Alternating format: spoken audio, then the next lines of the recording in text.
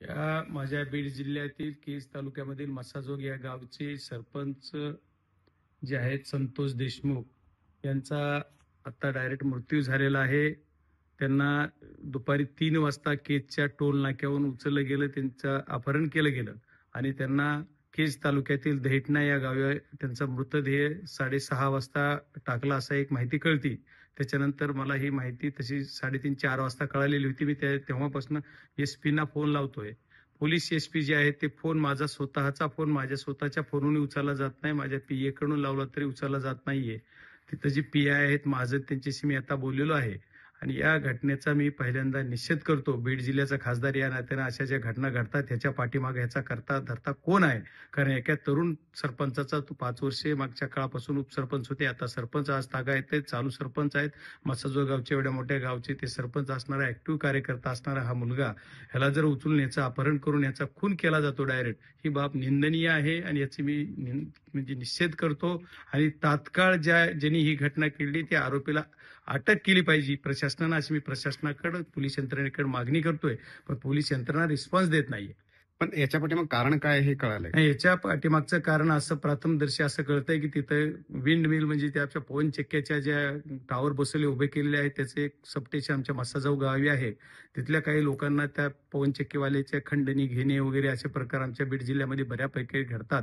आणि त्याच्यातून त्याच्या सूत्रधार कुठेतरी वेगळ्याच बाजूतून कुणीतरी एक प्रमुख माणूस असतो, त्याचे कॉन्टॅक्ट असतात, त्यांचे मोबाईल कॉन्टॅक्ट डिटेल्स घेतले पाहिजेत. मी उद्याच्या हाऊसला सुद्धा हा विषय कसा उचलता येईल हे बघणार आहे.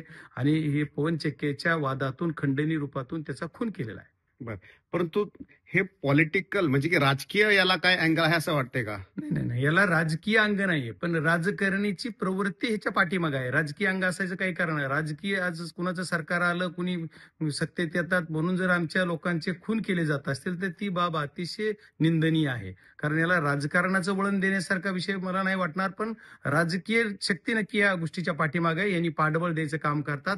ह्या ज्या लोकांनी केलं या लोकांचे लवकरात लवकर तपास करून त्या लोक कुणाचे संबंधित आहेत आणि त्यांचे कॉल लेटर घेतले पाहिजेत. आणि कॉल डिटेल मधून जे कोण त्याच्या पाठीमागे आहे त्यांच्यावर गुन्हा नोंद झाला पाहिजे.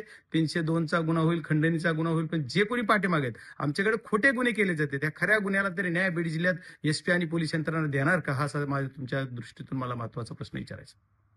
याच्या पाठीमागे सत्ताधारी मधले कोणी आहेत का? नाही, मला याच्या पाठीमागे कोण आहे असं आज प्रथमदर्शी मी दिल्लीत आहे. आज मी महाराष्ट्रात पण नाही किंवा माझ्या जिल्ह्यात पण नाहीये. मी आज सेशन चालू असल्यामुळे इथे दिल्लीत आहे. त्याच्यामुळे मला याच्या पाठीमागे कोण नाही. पण ही एवढी कुणाची ताकद वाढती म्हणजे ही कसं एवढी डेअरिंग यांच्यात येते या लोकांमध्ये की डायरेक्ट उचललं जात आहे दिवसा दुपारी.